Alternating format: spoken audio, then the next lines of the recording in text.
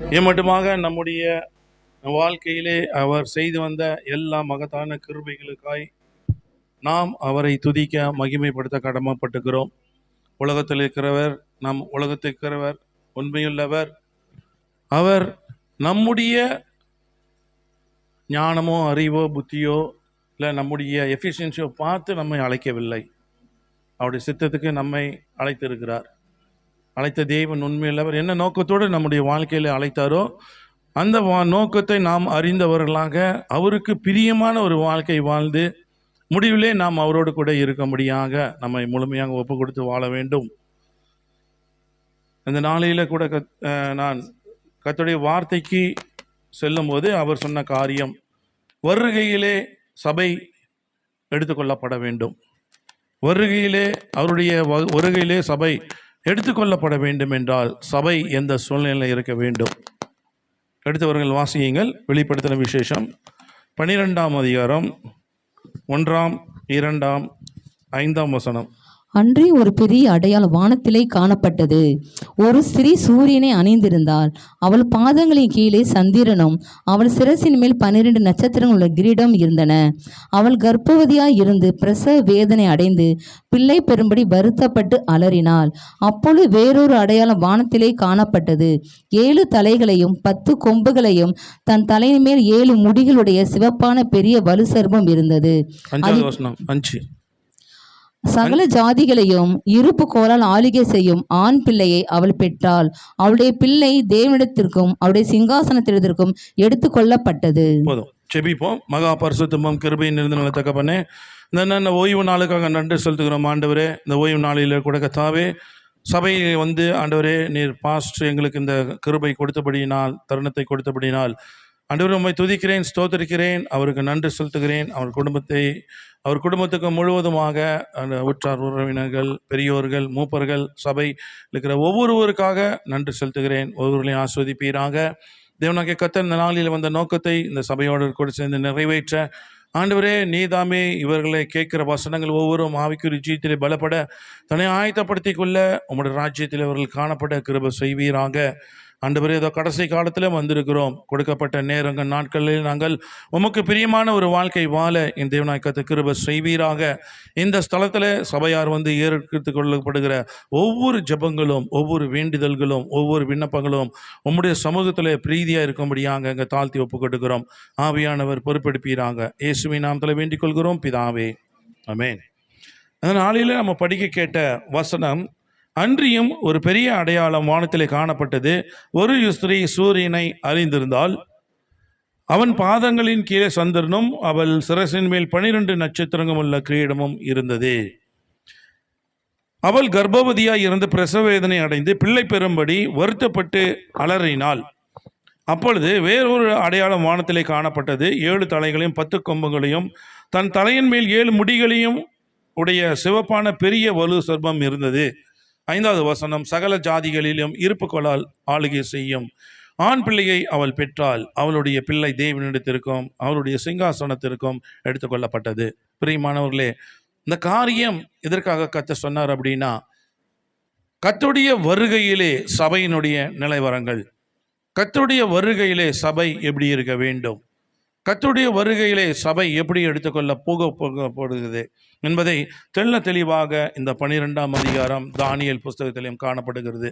இதை நாம் தெளிவாக புரிந்து கொண்டு நம்முடைய வாழ்க்கையிலே அதன்படி நாம் கர்த்தருக்கு நம்மை ஒப்பு கொடுத்து அதன்படி வாழும்போது அவர் சொன்ன அத்தனை ஆசீர்வாதங்களும் நாம் பெற்றுக்கொண்டு அவரோடு கூட இருக்கும்படி கர்த்தர் நமக்கு அருள் செய்வார். அன்றியும் பெரிய ஒரு அடையாளம் காணப்பட்டது. இதில் ஒரு ஜெயம் கொண்ட சபை எடுத்துக்கொள்ளப்படுதலை குறிக்கிறது. ஜெயம் கொண்ட சபை, ஒரு புதிய ஏற்பாட்டு சபையில, இந்த ஆசீர்வதிக்கப்பட்ட ஆவிக்குரிய சபையில ஜெயம் கொண்ட சபை, இந்த ஜெயம் கொண்ட சபை எடுத்துக்கொள்ளப்படும்படியாக தான் கர்த்தர் வரப்போகிறார். ஸோ யோவான்ல சொல்றார், யோவான் வானத்தில் ஒரு பெரிய அடையாளத்தை காண்பிக்கிறார். இது உன்னத ஸ்தலங்களில் சம்பவிக்கும் தரிசனமாகும். இது வரப்போகும் இனிமேல் சம்பவிக்க போகிற காரியத்தை கர்த்தர் நமக்கு தெளிவாக காண்பித்திருக்கிறார். இந்த சூரியனை அறிந்திருந்த ஒரு ஸ்திரீ ஒன்று, 2வதாக அவள் பாதங்களின் கீழே சந்திரன், 3வதாக அவள் சிரசின் மேல் 12 நட்சத்திரங்கள் உள்ள ஒரு கிரீடம், 4வது அவள் கர்ப்பவதியாக இருந்து பிரசவ வேதனையானது பிள்ளை பெறும்படி வருத்தப்பட்டு அலறினாள். 5வது பெற்றெடுத்த ஆண் பிள்ளை தேவனிடத்திற்கு சென்றது. வெளிப்படுத்தின விசேஷம் 4:1 படிக்கும்போது பரலோகத்திற்கு உண்டான ஒரு சத்தத்தை கேட்டார். அது இங்கே ஏறி வா, இவைகளுக்கு பின்பு சம்பவிக்க வேண்டியவைகளை உங்களுக்கு காண்பிப்பேன் என்று விளம்பினது.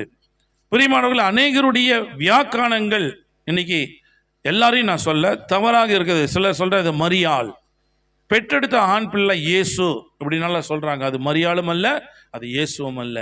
ஏனென்றால் கர்த்தராகிய இயேசு கிறிஸ்து பிறந்து வந்ததுக்கு அப்புறம்தான் யோவானுக்கு கொடுத்த ஒரு தரிசனம், பத்மு தீவில் யோவானுக்கு கொடுத்த ஒரு தரிசனம். அந்த தரிசனத்தில் வரப்போகிற இந்த வரப்போ உபத்திரவ காலம், மகா உபத்திரவ காலத்துக்கு முன்பாக நடைபெறுகிற காலத்தை, அந்த காரியத்தை தான் கர்த்தர் நமக்கு தெரியப்படுத்தியிருக்கிறார். முதலாவது, சூரியனின் அறிந்த ஒரு ஸ்திரீ. கர்த்தராகிய இயேசு கிறிஸ்து நீதியின் சூரியன் என்று அழைக்கப்படுகிறார். சூரியனை அணிந்திருந்த ஸ்திரீ, அந்த ஸ்திரீ சூரியனை அணிந்திருந்தாள். எந்த சூரியன்? கர்த்தராகிய இயேசு கிறிஸ்து நீதியின் சூரியன் என்பதை அவர் தரித்து கொண்டிருந்தாள். மல்கியா 4:2 பார்க்கும்போது, ஆனாலும் என் நாமத்துக்கு பயந்திருக்கிற உங்கள் மேல் நீதியின் சூரியன் உதிக்கும் என்று சொல்லப்பட்டது. என் நாமத்துக்கு பயந்திருக்கிற உங்கள் மேல் நீதியின் சூரியன் உதிக்கும். அந்த ஸ்திரீயின் மேல், அந்த சபையின் மேல் நீதியின் சூரியன் உதிக்கும். ஒரு சந்தர்ப்பத்தில் இயேசு மலை பிரசங்கம் பண்ணும்போது, ஜபம் பண்ணி கொண்டிருக்கும் போது மறுரூபம் அடைந்தார். அவருடைய முக ரூபம் சூரியனை போல பிரகாசித்தது. அவர் தம்முடைய உள்ளான மகிமையை, நீதியே என்ற மகிமையை அணிந்தவராக காணப்பட்டார். 2வது, அந்த ஸ்திரீ பரிசுத்த ஆவியின் அபிஷேகம் பண்ணப்பட்ட புதிய ஏற்பாட்டு சபை. இந்த போல ஒரு புதிய ஏற்பாட்டு ஆவிக்குரிய ஒரு சபை. எபேசியர் 5:25 படிக்கும் போது, புருஷர்களே உங்கள் மனைவிகளில் அன்பு கூறுங்கள், அப்படியே கிறிஸ்துவும் சபையில் அன்பு கூர்ந்து. கர்த்தராகிய இயேசு கிறிஸ்து நம்மை நேசிக்கிற தேவனாக இருக்கிறார். நாம எப்படி அவரை நேசிக்கிறோமோ அப்படி அல்ல, அவர் நம்மை எப்படி நேசிக்கிறார்? முழு இருதயத்தோடு, முழு ஆத்மாவோடு, அவருடைய பிள்ளை எப்படி நேசிக்கிறாரோ அதே போலதான் நம்மையும் நேசிக்கிறார். கலாத்தியர் 4:26 சொல்லப்பட்டிருக்கிறது. அப்போஸ்தலனாகிய பவுல் சொல்றார், மேலான எருசலேமோ நம் எல்லாருக்கும் தாயானவள். மேலான எருசலேமோ நமக்கு எல்லாருக்கும் தாயானவள் என்று சொல்லப்பட்டிருக்கிறது. வெளிப்படுத்தின விசேஷம் 19:7 படிக்கும் போது, ஆட்டுக்குட்டியானவருடைய கல்யாணம் வந்தது, அவருடைய மனைவி தன்னை ஆயத்தம் பண்ணினாள் என்று சொல்ல கேட்டேன். ஆட்டுக்குட்டியானவருடைய கல்யாணம், மணவாளனாகிய இயேசு அந்த கல்யாணத்தில் வரப்போகிறார்.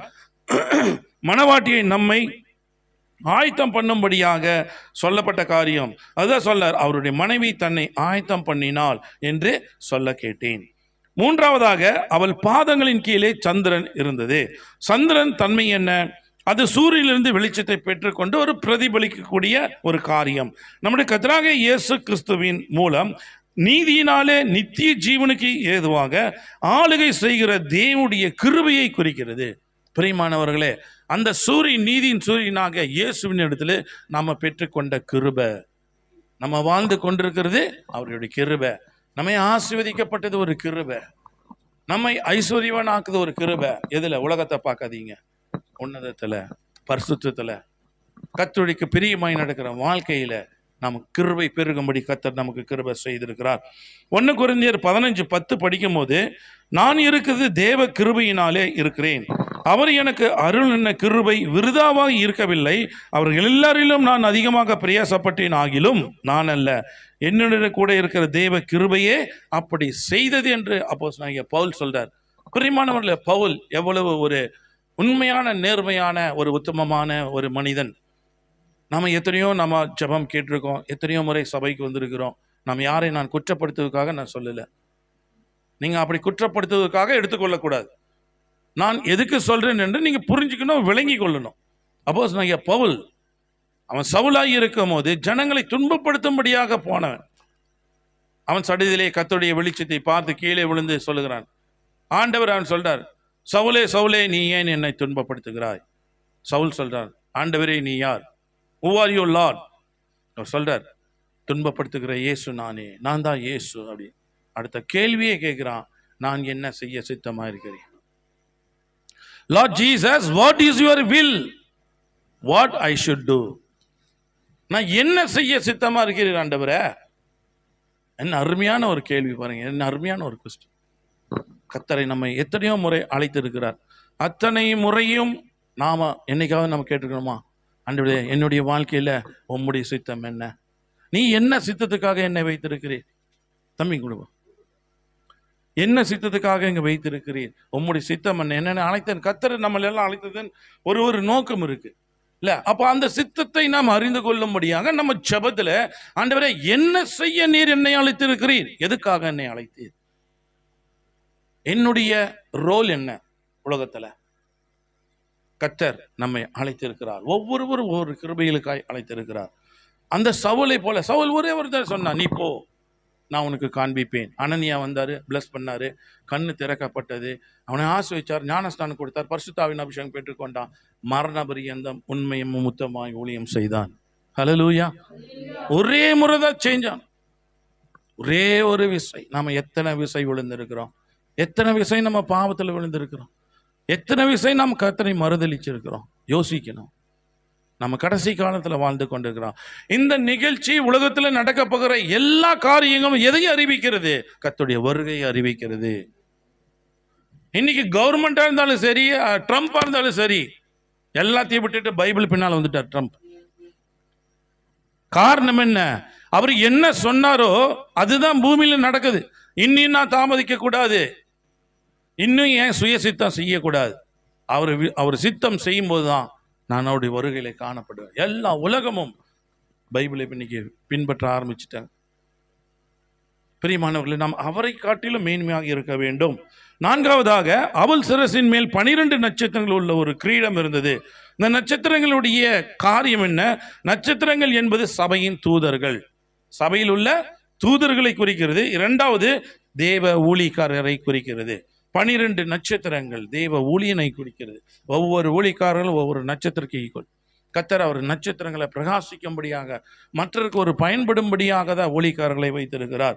அவர் சிரசு மேல் 12 நட்சத்திரங்கள், 12 மாத்திரம் அல்ல, கர்த்தருடைய பார்வையில் விலையேற பெற்றது. ஆமென்.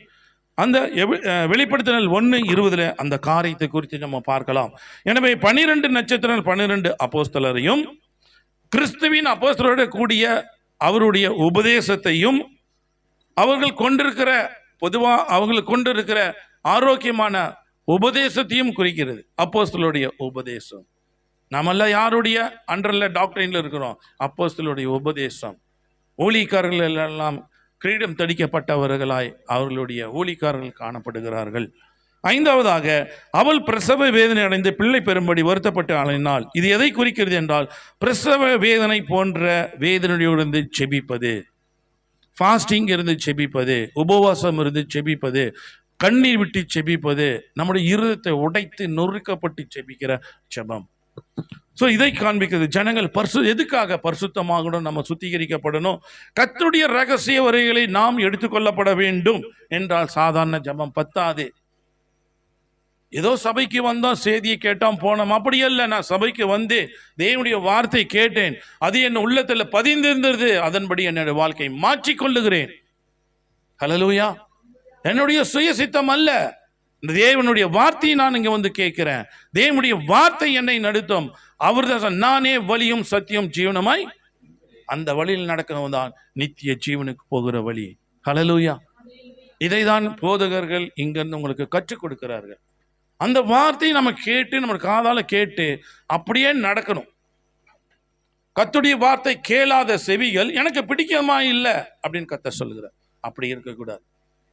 ஒவ்வொரு தேவனுடைய வார்த்தையும் அவர் ஜீவனுள்ள வார்த்தை. இயேசு அந்த வார்த்தையில இருக்கிறார்.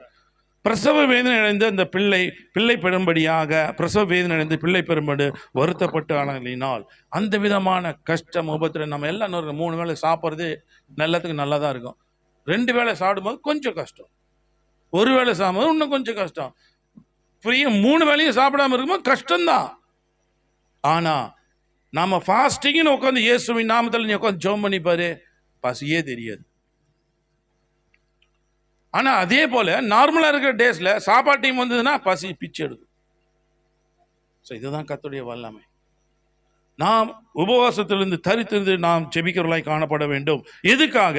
ரோமர் 8:23 படிக்கும் போது, ஆவியின் முதற் பலன்களில் பெற்ற நாமும் கூட நம்முடைய சரீர மீட்பாகிய புத்திர சுவீகாரம் வருகிறதற்கு காத்திருந்து நமக்குள்ளே தவிக்கிறோம். எதுக்காக? புத்திர சுவீகாரம் வருவதற்காக நமக்குள்ளே இருந்து தவிக்கிறோம். யார் புத்திர சுவீகாரம்? கர்த்தருடைய புத்திரனாய் மாற, அவருடைய பிள்ளையை முற்றிலுமாக பரிசுத்தமாக்கப்பட்ட பிள்ளையை மாறுவதற்காக. கொலோசையர் 4:12 படிக்கும் போது, எப்பிராமும் உங்களுக்கு வாழ்த்துதல் செய்கிறார், நீங்கள் தேவனுக்கு சித்தமானவைகள் எல்லாவற்றிலும் தேறினவர்களாயும் பூரண நிச்சயம் உள்ளவர்களாயும் நிலைநிற்க வேண்டும் என்பதுதான் ஜெபங்களில் உங்களுக்காக எப்பொழுதும் போராடுகிறேன். பூரண நிச்சயம் நமக்கு வேண்டும். தேவனுக்கு சித்தமானவைகள் எல்லாவற்றிலும் தேறினவனாய் இருக்க வேண்டும். அதுதான் குவாலிஃபிகேஷன். நான் எல்லாவற்றிலும் தேறினவன். கர்த்தர் கொடுக்கப்பட்ட கட்டளை, கற்பனை, அவருக்கு கொடுக்கப்பட்ட உபதேசம் எல்லாவற்றிலும் நான் தேறினவன். நான் கர்த்தருக்கு பிரியமானவன். யோபுவை பார்த்து கர்த்தர் சொல்லுகிறார், என் தாசன், என் நேசகுமாரன், எனக்கு பிரியமானவன், எனக்கு பயந்து நடக்கிறவன், உத்தமன், சன்மான்கன், நீதிமான். எவ்வளவு கர்த்தர் சொல்லுகிறார். யோபுவை ஒரு மனிதன் தான். அதே போல நாமும் இருக்கும்படியாக நம்ம மாற்றிக்கொள்ள வேண்டும். நான் தேறியவனாக இருக்க வேண்டும். நானும் நம்மளால முடியும், முடியாதுன்னு இல்லை, நம்மளால முடியும்.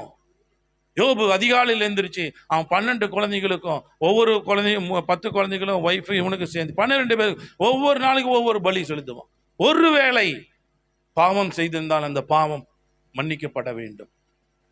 ரொட்டீன் ஒர்க் இது அப்படியே செஞ்சுட்டு வந்து எல்லாருக்காகவும் ஒவ்வொரு நாள் பலியை செலுத்தலாம். கர்த்தருக்கு பிரியமாய் வாழ்ந்தார். அதெல்லாம் வச்சுக்கும் தெரியும். ஸோ அதே போல யோபு வாழ்ந்த வாழ்க்கை போல நாமும் இன்னும் அதற்கு மேலாக நாம் வாழும்படியாகவே கர்த்தர் நம்மை அழைத்திருக்கிறார். அது பழைய பாட்டு காலம், இது புதிய பாட்டு காலம். புதிய பாட்டு காலம் கிருபை நமக்கு என்ன?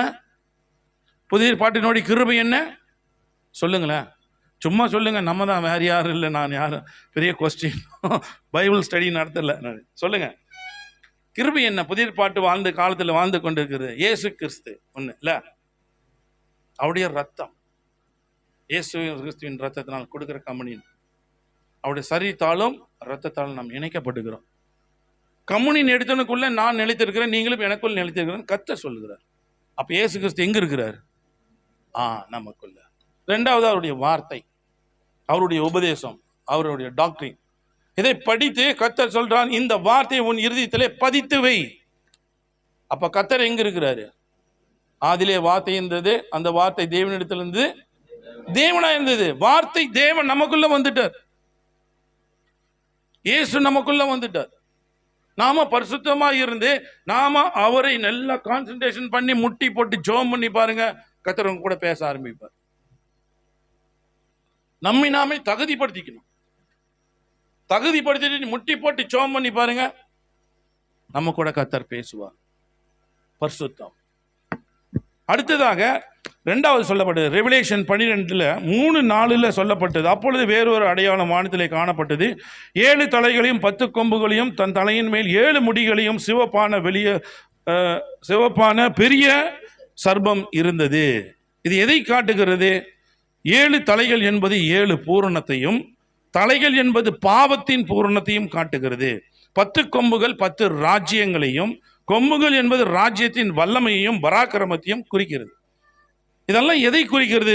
7 முடிகள் என்பது கிரீடத்தையும் அதிகாரத்தையும் ஆளுகையும் குறிக்கிறது. இவைகள் எல்லாம் வரப்போகிற அந்தி கிறிஸ்துவின் ஆட்சியிலே நடக்க போகிற காரியம். ஆமென். ஜாக்கிரதையா இருக்கணும். கர்த்தர் தெளிவா சொல்லுகிறார். வரப்போகிற அந்தி கிறிஸ்துவனுடைய கூட்டாட்சி, 10 ராஜ்யங்கள், அவனுக்கு உண்டான அவனுக்கு பிரியமான கூட்டாட்சியினுடைய அதிகாரங்களும் அவங்களுடைய வல்லமையும் குறிக்கிறது. வெளிப்படுத்தின விசேஷம் 17:9-12 அந்த குறிப்புகளை நாம் இன்னும் தெளிவாக பார்க்கலாம்.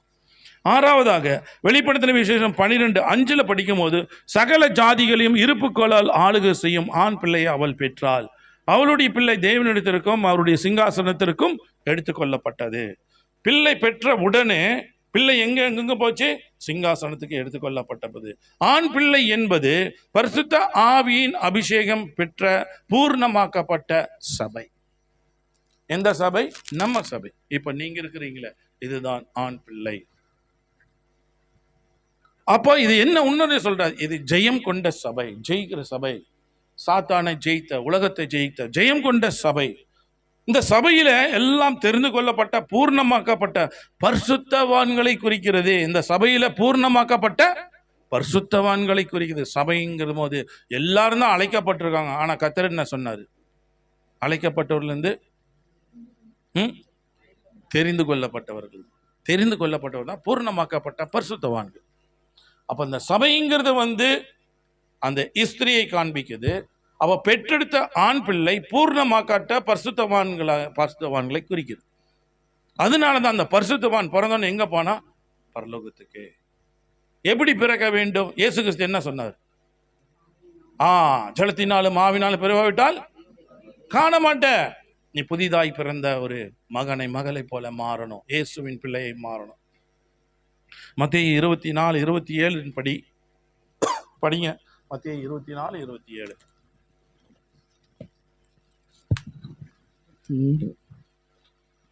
மின்னல் கிழக்கிலிருந்து தோன்றி மேற்கு வரைக்கும் பிரகாசிக்கிறது போல மனுஷகுமாரனுடைய வருகையும் இருக்கும். மனுஷகுமாரனுடைய வருகை எப்படி இருக்குமாமா? மின்னல் கிழக்கிலிருந்து தோன்றி மேற்கு வரைக்கும் பிரகாசிக்கிறது போல மனுஷகுமாரனுடைய வருகையும் இருக்கும்.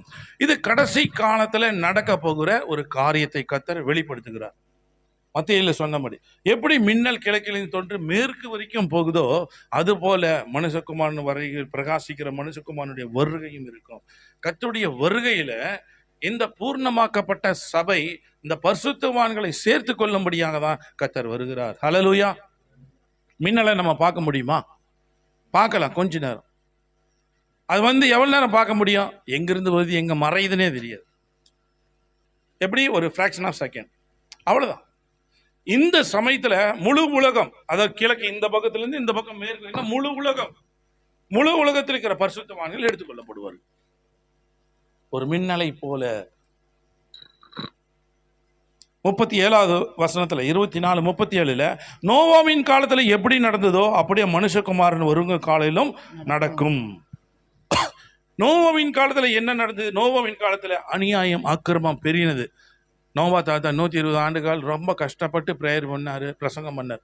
ஒரு பயலும் கேட்கல, ஒருவனும் கேட்கல. கடைசியில் அவனும் அவன் வீட்டாரும் மாத்திரம்தான் ரட்சிக்கப்பட்டாங்க. மற்றவங்களெல்லாம் கர்த்தர் அழிச்சிட்டார். இதே போலதான் நடக்கும் நோவாவின் காலத்தில். இன்னைக்கு பாருங்க, எங்கு பார்த்தாலும் முழு உலகத்துல அநியாயம், அக்கிரமம், விபச்சாரம், வேசித்தனம், ஆண் புணர்ச்சி, பெண் புணர்ச்சி, சண்டை. இப்ப எதனா 100 ரூபாய் கேட்டா கூட கொன்னுடுறான். ஒரு கோட்டர் வாங்கி கொடுக்கலைன்னா கொலை. அவ்வளவு அட்டுழியம், அவ்வளவு அதுக்கு மேல நடக்குது. அதுக்கு மேல பயங்கரமான காரியங்கள் நடக்குது. காலேஜ் பக்கம் எல்லாம் போகவே முடியாது. நான் கோயம்புத்தூர்ல இருக்கிற, கோயம்புத்தூர்ல பார்த்துட்டா அவ்வளவு அட்டுழியம், அவ்வளவு காலேஜ் பொண்ணுங்களா அப்படின்னு நினைக்க முடியாது. நான் எல்லாரையும் சொல்லல. புது புது ட்ரக்ஸுங்க எல்லாம் வாங்கி, மிட்டாய் மாதிரி ட்ரக்ஸை வாங்கி யூஸ் பண்ணிட்டு தன் குடும்பம், தாய், தகப்பன், பிள்ளை, சபை, பாஸ்டர் எதுக்குமே பயம் கிடையாது. அந்த அக்கிரமம் நடக்கிறது. கர்த்தருடைய வருகையில ஆவிக்குரிய புதிய ஏற்பாட்டு சபை முழுவதும் எடுத்துக்கொள்ளப்படுவதில்லை. அதில் இருக்கிற ஆண் பிள்ளையாக நம்ம பரிசுத்தவானாய் மாற வேண்டும். யோவேலின் புஸ்தகம் 2ஆம் அதிகாரம் 12 முதல் நம்ம படிக்கும் போது, யோவேல் 2ஆம் அதிகாரம் 2:12 படியுங்கள். யோவேல் 2:12. ஆதலால் நீங்கள் இப்பொழுது உபவாசத்தோடும் அழுகையோடும் புலம்பலோடும் உங்கள் முழு இருதயத்தோடும் என்னிடத்தில் திரும்புங்கள் என்று கர்த்தர் சொல்லுகிறார். போதுமா? அழுகையோடும் புலம்பலோடும் உங்கள் முழு இருதயத்தோடும் என்னிடத்தில் திரும்புங்கள் என்று கர்த்தர் சொல்லுகிறார். நீங்கள் உங்கள் வஸ்திரங்களை அல்ல, உங்கள் இருதயங்களை கிழித்து உங்கள் தேவனாகிய கர்த்தரிடத்தில் திரும்புங்கள். இருதயத்தை கிழித்து, அப்புறம் அதனுடைய அர்த்தம் என்ன? நம்முடைய இருதயம் உடைக்கப்பட வேண்டும். சுய சாம்பலாய் மாறணும். நான் நல்லவன் என்று நம்ம எல்லாரும் தான் சொல்லுவோம். நான் இதை செய்யல, நான் நல்லவன், நான் பேசல, நான் பண்ணல, அப்படிதான் சொல்லுவோம். நம்ம பத்தி நாம நான் தப்பு ஒத்துக்கிறேங்க அப்படின்னு ஒரு சிலர். ஏன் நம்மை பத்தி நான் தான் நல்லவன் அப்படின்னு தான் பேசும். நம்ம தப்பு பண்ணாலும் நல்லவன் தான் நம்ம மறைக்கிறோம். அப்படி இல்லை. கர்த்தருடைய பரிசுத்தம் என்பது அவருக்கு எல்லாம் வெளியரங்கமாய் இருக்கிறது, மறைக்கப்பட்டதல்ல, வெளியரங்கமாய் இருக்கிறது. அதுதான் சொல்றேன், உங்கள் அழுகையோடும் புலம்பலோடும் the God has given the time. கர்த்தர் நமக்கு தருணத்தை கொடுக்கிறார், நேரத்தை கொடுக்கிறார். இந்த தருணம் இப்படி எல்லாம் நடக்குது, நாம என்ன பண்ணணும்? ஜாக்கிரதையா இருக்கணும். நாம நம்முடைய பாவத்தை ஒத்துக்கொண்டு, ஆண்டவரே நான் ஒரு பாவிதான், ஆண்டவரே நீர் எனக்கு ஒரு கிருபை செஞ்சுக்கிறேன், நான் நீ மட்டும் வாழ்ந்தது உங்களுடைய தேவ கிருபையினால் ஆண்டவரே, உங்களுடைய கிருபை இல்லாமல் நம்ம இவ்வளவு நல்ல ஒரு ட்ரெஸ் போட முடியாது, சாப்பிட முடியாது, எனக்கு கொடுத்த எல்லா ஆஸ்தி அந்த சொல்ல உங்களுடைய கிருபை. ஆனால் நான் எப்படி இருக்கேன் ஆண்டவரே? ஆண்டவரே நானா இருக்கக்கூடாது. கர்த்தராகிய இயேசு கிறிஸ்து என்ன சொன்னார்? பழைய ஏற்பாட்டு நியமத்தில் 10 கற்பனை கொடுத்தார் மோசேயினிடம். எல்லாம் இதை ஃபாலோ பண்ணுங்க, ஒரு பயம் ஃபாலோ பண்ணல. கர்த்தராகிய இயேசு கிறிஸ்து வந்தார், அந்த 10 2 மாத்திட்டார். உன் தேவனாகிய கர்த்தர் எடுத்து முழு இருதயத்தோடும், முழு ஆத்மாவோடும், முழு பலத்தோடும், முழு கடைசியில் என்னது? அதை விட்டுட்டீங்க, நல்லா சத்தமா சொல்லுங்க. முழு மனதுடனும் அன்பு கூறு. நான் இயேசுவை எப்படி நேசிக்கிறேன்? முழு மனசு. எப்படி நேசிக்கிறேன்? பரிசுத்தமா, பொய் இல்லாம, நான் எந்த விதமான தீங்கான காரியம் யோசிக்காம, செய்யாம, நடக்காம, நான் ஐ லவ் ஜீசஸ். அவர் எப்படி பரிசுத்தரா இருக்கிறார், அதே போல நம்மை நாமே பரிசுத்தமாக்கி கொள்ள வேண்டும். அதுக்குதான் கர்த்தர் இந்த டைமை கொடுக்கிறார். இது போல நடக்குது, இந்த காலத்துல நீ நடக்கும், நீ ஜாக்கிரதையா இரு, நீ ஆயத்தப்படு. இந்த புதிய ஏற்பாட்டு சபையில இந்த எடுத்துக்கொள்ள போடுகிற பரிசுத்தவான்கள் மணவாட்டி சபை. மணவாளனாகிய இயேசு வரப்போகிறார். மணவாட்டியாக நாம் எப்படி இருக்கணுமாமா? ஆயத்தத்தோடு இருக்க வேண்டும். அடுத்து சொல்ல, நீங்கள் உங்கள் வஸ்திரங்களை எல்லாம் உங்கள் இருதயங்களை கிழித்து உங்கள் தேவனாகிய கர்த்தரிடத்தில் திரும்புங்கள். இது கர்ப்பப்படுகிற வேதனைப்படுகிற ஒரு ஸ்திரீக்கு ஒப்பாக சொல்லப்படுது. அந்த ஸ்திரீ கர்ப்ப வேதனை பட்டால பிள்ளை பெறுவதற்காக. அதே போலதான் நாம் என்ன, இருதயத்தை கிழித்து உடைத்து நொறுக்கி நம்ம சுயத்தை சாம்பலாய் மாற்றி, நான் ஒண்ணுமே ஆண்டவரே, நான் இருப்பது உம்முடைய கிருபை ஆண்டவரே, என்னுடைய ஞானம் உன்னுடைய ஆண்டவரே, என்னுடைய ஆஸ்தி அந்தஸ்து சொத்து சுகம் மனைவி பிள்ளை எல்லாம் நீர் கொடுக்கப்பட்ட உம்முடைய கிருபை. என்னுடைய நாலேஜோ என்னுடைய அறிவோ புத்தியோ ஒன்றுமில்லை. எல்லாவற்றும் நாம் அவரிடத்தில் பெற்றுக்கொண்ட தயவு, இரக்கம், ஈவு. நம்ம உரைத்து நம்மை தாழ்த்தி, ஆண்டவரே நீ எவ்வளவு நல்லவர் ஆண்டவர், இந்த காரியங்கள் எல்லாம் எங்களை விலைக்கு சொல்லிக்க, வரும் நாட்களிலே நாங்கள் உம்மோடு கூட இருக்கும்படி நீங்கள் அருள் செய்திருக்கீங்க ஆண்டவரே. நான் எல்லாத்தையும் விட்டுறேன், உமக்கு முன்பாக நான் ஓப்பன் ஹார்ட், ஒரு பரிசுத்தமுள்ள இருதயம். நானும் நீங்களும் பேசணும் அப்பா. நீங்க தகப்பன், நான் உம்முடைய பிள்ளை. தகப்பன் இடத்துல பிள்ளை போகும்போது நம்ம சொல்ற பேச்சு கேட்கிற பிள்ளையா இருந்தா நம்ம என்ன பண்ணோம்? அது வர்றதுக்கு முன்னால் நம்ம ஓடி போய் தூக்குவோம், இருக்கா இல்லையா? சொல்ற பேச்சு கேட்கலீன்னா என்ன பண்ணுவாங்க? அது வந்தாலும் நம்ம கண்டுக்காத தான் போவோம். காரணம் என்ன? அன்பு இல்லை, கேட்கறது இல்லை, கேட்டு கீழ்ப்படிந்து நடக்கிறது இல்லை, இருக்கா இல்லையா? நம்ம எதுக்கு நாம அப்படி செய்யறோம்? அந்த பிள்ளை மனம் திரும்ப வேண்டும், திரும்பி வரணும், அன்பா ஒழுக்கமா இருக்கணும், அன்பா இருக்கணும், ஒழுக்கமா இருக்கணும், திருந்தணும். அதுக்கு தான் நம்ம சொல்றோம். அதே போல தகப்பன் நம்ம இடத்துல நம்ம எதிர்பார்க்க வேண்டாம். இந்த காரியம் வரப்போகிற உபத்திரவ காலம் மகா உபத்திரவம் பொல்லாதது. அதுக்கு முன்பாக வரப்போகிற வேர்ல்டு வார் அதை காட்டிலும் மோசம்.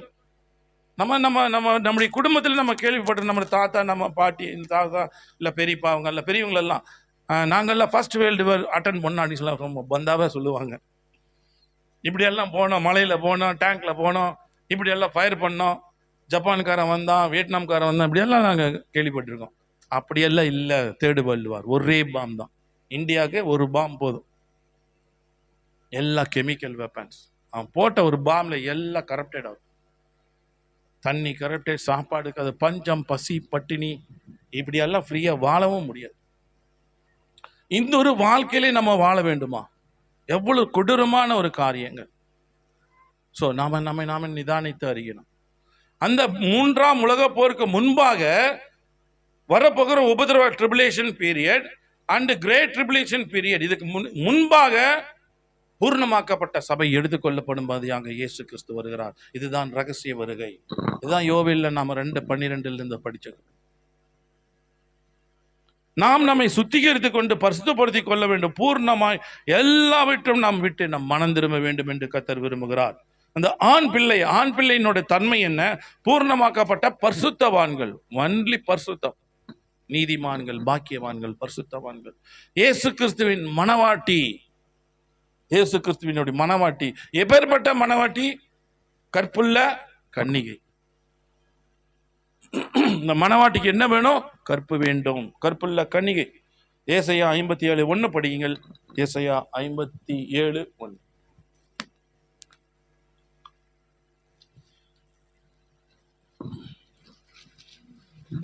ஏசாயா 57:1. நீதிமான் மடிந்து போகிறான், ஒருவர் அதை மனதில் வைக்கிறதில்லை.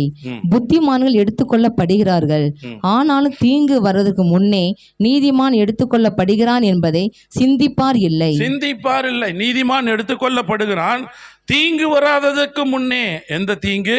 இந்த உபத்திரவ காலம், இந்த வேதனையுள்ள காலம். இது வராதுக்கு முன்னே யார் எடுத்துக்கொள்ளப்படுகிறான்? நீதிமான். நீதிமான் தான். எல்லாரும் கிடையாது. நீதிமான், பாக்கியவான், பரிசுத்தவான் எடுத்துக்கொள்ளப்படுற ஒருவரும் அதை என்ன பண்றது இல்ல, மனதில் வைக்கிறது, சிந்திக்கிறது கூட இல்லை. ஏன்டா இறந்துட்டு போயிட்டேன், ஏன்டா சீக்கிரத்தில் செத்துட்டாங்க நினைச்சிருக்கிறோமா? இல்லை. ஆனா கர்த்தருடைய வேத வசனம் எவ்வளவு தெளிவா சொல்லு. இயேசு நம்ம மேல் வைத்த அன்பு, ஹல்லேலூயா, வெளியேற பெற்ற அன்பு. சங்கீதம் 50:5 படிக்கும் போது, பலியினாலே என்னோடு கூட உடன்படிக்கை பண்ணின என்னுடைய பரிசுத்தவான்களை என்னிடத்தில் கூட்டுங்கள் என்பார். பலியினாலே உடன்படிக்கை பண்ண பரிசுத்தவான்கள் என்னிடத்தில் கூட்டுங்கள் என்பார். எதுக்காக? நீ உபத்திரவ காலத்துக்கு போக கூடாது. அதுக்கு முன்னால நீ என்ன பண்ணும்? நீ என்னிடத்தில் வந்துடணும். அதுதான் கர்த்தர் சொல்றார். சீஷர்கள் என்ன சொன்னார்? நான் போய் ஒரு இடத்தை ஆயத்தம் பண்ணுவேன், ஆயத்தம் பண்ணின பின்பு மீண்டும் வந்து உங்களை அழைத்து கொண்டு செல்வேன். அதான் ரகசிய வருகை. ரகசிய வருகை பத்தி பைபிள்ல நிறைய போடல. ஆனா 3-4 காரியங்களாக தான் அப்படி வருகை. ரகசிய வருகை முதலாவது இந்த உபத்திரவ காலத்துக்கு முன்பாக, இந்த 3ஆம் உலக போருக்கு முன்பாக நடக்க போகிறது ஒரு காரியம். யோவேல்ல போட்டுக்கு மணவாட்டி சபையை அழைத்து கொள்ளும்படியா வர்றதா ரகசிய வருகை. 2வது உபத்திரவ காலம், மகா உபத்திரவ காலத்துக்கு இடையில கொஞ்சம் காலம் இருக்கு. அந்த காலத்துல அறுவடை, கர்த்தருடைய அறுவடை. கர்த்தர் சொன்னார், அவர் அந்த வாளை நீட்டினார். அப்ப என்ன பண்ண? துன்மார்க்கெல்லாம் அழிக்கப்பட்ட, பரிசுத்தவான்கள் எடுக்கப்பட்டது அறுவடை. 3வது தான் 3ஆம் உலக கடைசியில அர்மகதோன் யுத்தம் முடிஞ்சதுக்கு அப்புறம் அதுலதான் பின்னால் பகிரங்க வருகை ஃபைனல். ஸோ 3 முறையாக பிரிக்கப்பட்டிருக்கு. இதுக்கு முன்பாகவே பரிசுத்தவான்கள் நம்ம எடுத்துக்கொள்ளப்படும். நம்ம எவ்வளவு கிருபை பெற்று, எவ்வளவு ஆசீர்வதிக்கப்பட்ட, கர்த்தர் எவ்வளவு நம்ம ஒரு அக்கறையுள்ள ஆண்டவராகி இருக்கிறார். அடுத்ததாக சொல்லப்பட்டு மணவாட்டி, இயேசு கிறிஸ்துவின் மணவாட்டி, ரெவலேஷன் 19:7 படிக்கும் போது, ஆட்டுக்குட்டியானவருடைய கல்யாணம் வந்தது, அவருடைய மனைவி தன்னை ஆயத்தம் பண்ணினாள். ஆட்டுக்குட்டியானவருடைய கல்யாணம் வந்தது, அவருடைய மனைவி தன்னை ஆயத்தம் பண்ணினாள். எப்படிப்பட்ட ஒரு ஆயத்தம்? தானியேல் 12:10 படிக்கும் போது, எடுத்தவர்கள் வாசிகள். தானியேல் 12:10.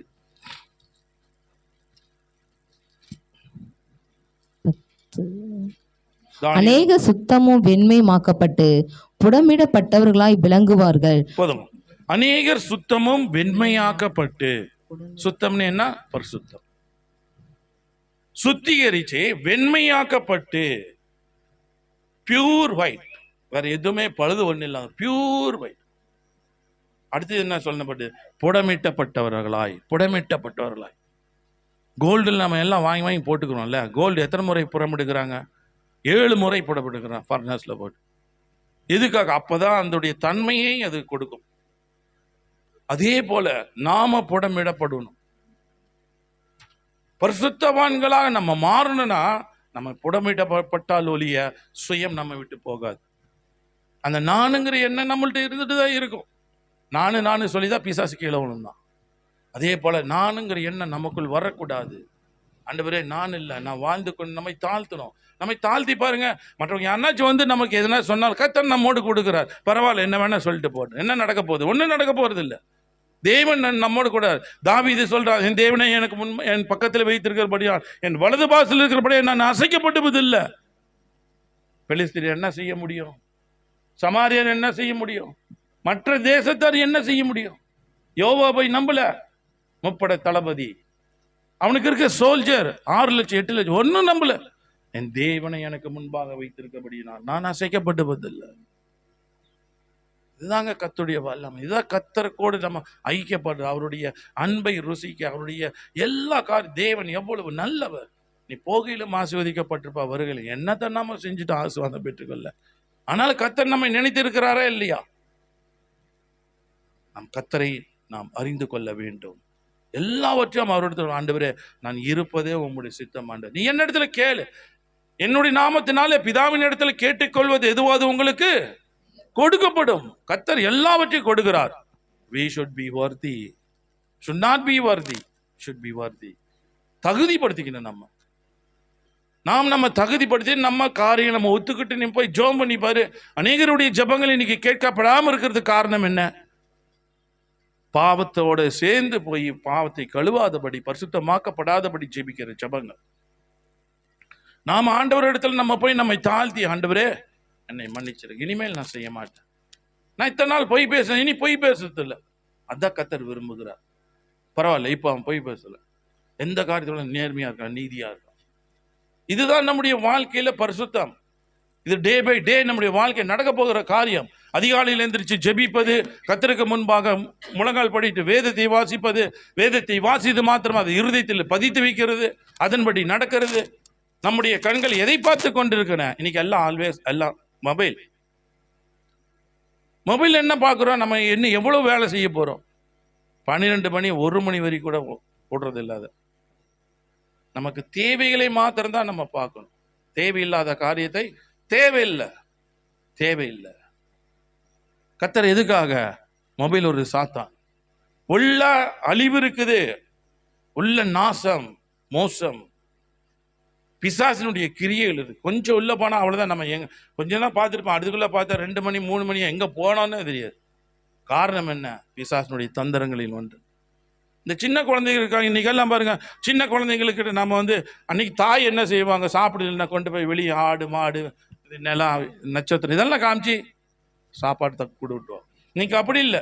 குழந்தை அழுகுதா, மொபைல் எடுத்து கொடு, அது என்னதான் தெரியாது, அதை வாங்கிட்டு ரொம்ப சிரிச்சுட்டு ரொம்ப சந்தோஷமா பார்த்துட்டே இருக்கும். ஒரு 2 நிமிஷம் கழிச்சிருந்து பிடுங்க கையில ஆர்ப்பாட்டம் பண்ணும், அடம் பிடிக்கும். காரணம் என்ன?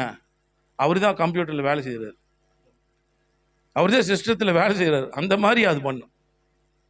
இல்லை அப்படின்னா நம்ம என்ன பண்ணுறோம், டிவியில் கார்ட்டூன் போட்டுடுறோம், கார்ட்டூனை பார்த்துட்டு உட்காந்துருக்கோம். டிவி ஆஃப் பண்ணி பாருங்க, என்ன கோபம் வரும்.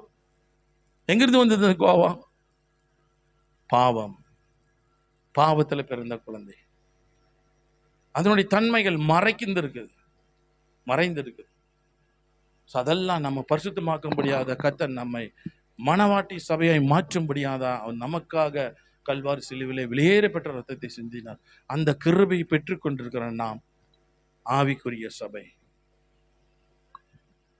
இது பழைய ஏற்பாட்டு பரிசுத்தர்கள் வாஞ்சித்தார்கள், கிடைக்காம போயிடுச்சு.